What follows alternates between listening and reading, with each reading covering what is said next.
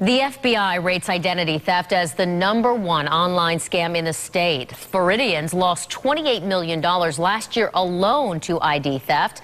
Tonight, I-Team investigator Jackie Callaway looks into the growing number of cases involving identity theft and stolen tax returns and what's being done to protect consumers.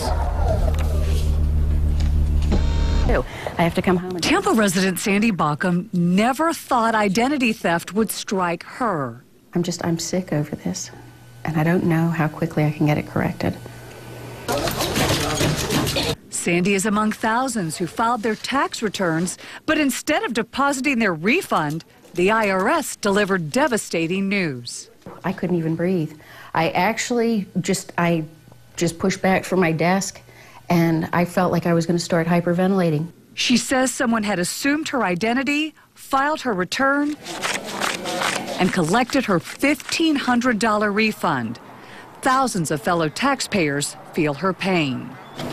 In this May report to a Senate Finance Subcommittee, the IRS states that in the last 2 years, the agency has experienced significant increases in tax issues, resulting from taxpayers having their personal identification stolen. Standing in the parking lot of Tampa's IRS office, it took me less than 30 minutes to find 2 people who say they recently discovered their tax returns had been filed by a thief. I filed my taxes through my accountant electronically, and it got rejected twice. By the time I met John Cowell, he'd been waiting 3 hours to speak with someone about his case. It's crazy. It's something you hear about on the news. It don't happen to you. It happens to somebody else. Lewis, who lives in Tampa, tells me he had no idea his idea had been compromised until he, too, filed a tax return. And when they went in the computer, put in my information, it showed up that my taxes have been filed. The IRS will not discuss the ID theft issue on camera.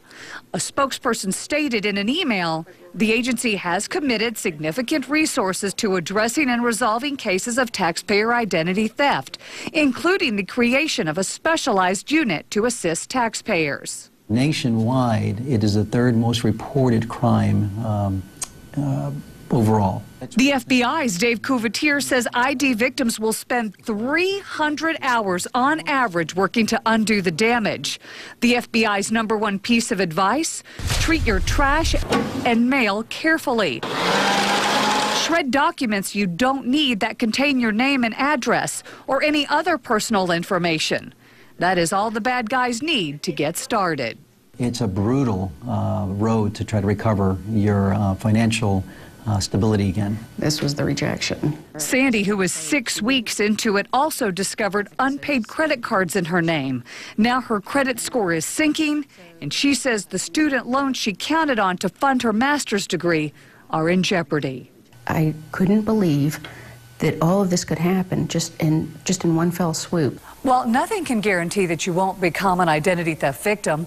Protecting your Social Security number by giving it out only when necessary and being on guard when using the internet are critical. We've got 4 more steps that can help you minimize your risk. Just go to our website, abcactionnews.com/iTeam.